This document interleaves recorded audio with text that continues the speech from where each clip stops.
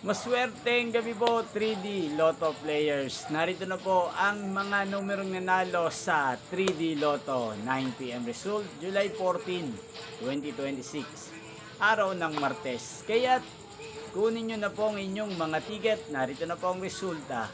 Yan, nakikita nyo na po ngayon sa screen ng inyong cellphone ang mga numerong nanalo sa 3D Lotto 9 PM result. In exact order po yan. At kung maswerte namang natayaan nyo po ang mga numero niyan kanina, congrats po sa inyo.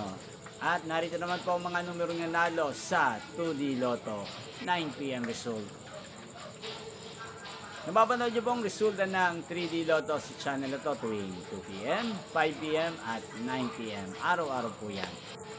Sa mga gusto pong magpa-shoutout, mag-comment lang po kayo. Inyo pong napanood ang resulta ng 3D Lotto sa channel na to, Roderick Hernandez TV.